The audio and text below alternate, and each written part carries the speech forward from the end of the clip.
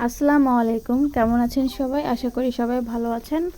তো চলে আসলাম নতুন আরেকটি ভিডিও নিয়ে। আশা করি আজকের ভিডিওটিও আপনাদের কাছে ভালো লাগবে। যদি ভালো লাগে তবে লাইক কমেন্ট করবেন, আর পুরো ভিডিওটা দেখে তারপরে কমেন্ট করবেন প্লিজ।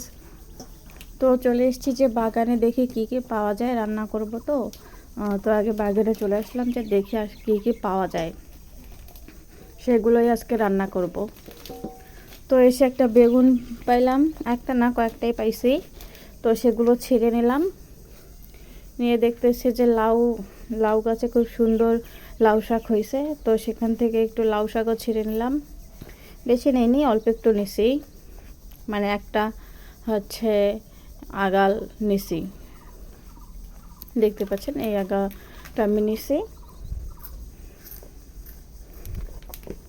তো এই যে সব কিছু নিয়ে বসছি, কী কী রান্না করবো সেই সব কিছু নিয়ে কাটতে বসছি আর কি। তো আজকে সবজি রান্না করব, সব সবজি দিয়ে একসাথে সব সবজিকে আজকে টেনে বার করছি রান্না করার জন্য।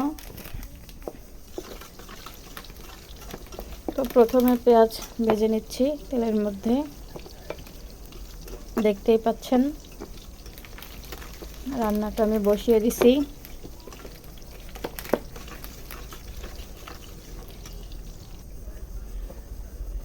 পেঁয়াজটা হালকা ভাজা হয়ে গেলে এর মধ্যে রসুন দিয়ে দিছি, তারপরে লবণ, এই যে রসুন দিয়ে দিচ্ছি।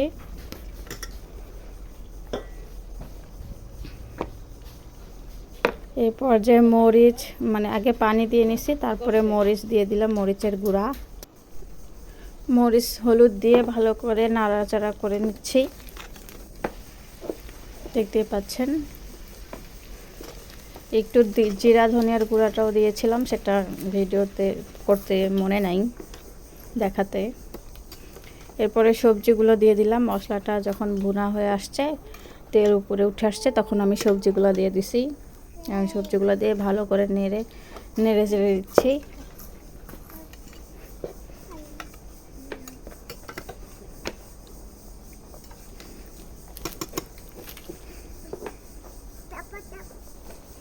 দেখুন কত সুন্দর হয়েছে সবজির কালারটা।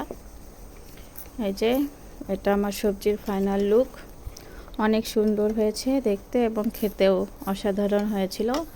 এইসব তরকারি আসলে খুব ভালো লাগে খেতে, যার কারণে আমি বেশিরভাগ সময় সবজি রান্না করার চেষ্টা করি আর কি। অন্য কিছু থাকলেও সবজিটা আমার থাকেই রান্না।